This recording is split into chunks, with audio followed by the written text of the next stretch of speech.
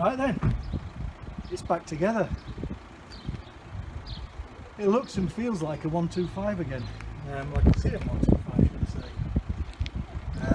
Don't think there's anything left to do.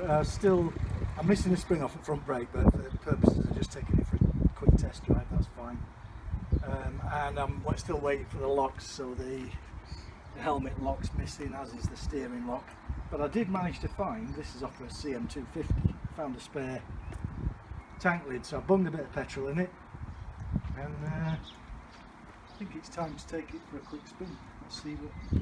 It's probably going to throw more orange smoke out again, but that's okay. I don't mind orange smoke.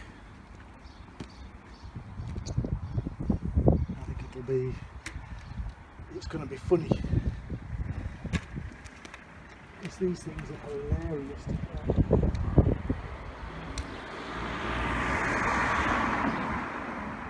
100 miles since 1986.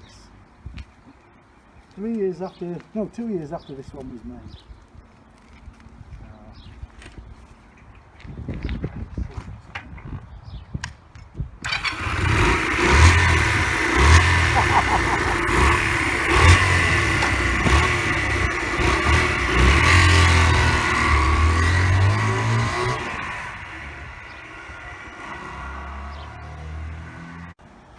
So that's it, we're more or less done.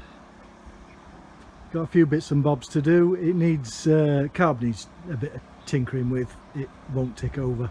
Well, it will, but it's all wandering all over the place. Just needs mixture setting properly. But yeah, it looks nice, doesn't it? Missus will be alright on that. It's you can't tell you're on a motorbike. It's like riding a push bike. They're so light. So I think she'll have some fun on it. I was giggling the whole time I was riding it then. It was like bringing back memories of like when I was 17. That's so funny. So yeah, there it is, 1984 Honda CM125. I will not use the word restored because it certainly wasn't.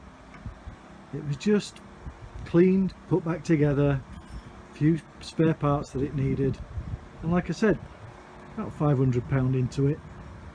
Not a bad little motorbike, is it? Okay, next up is the beastie.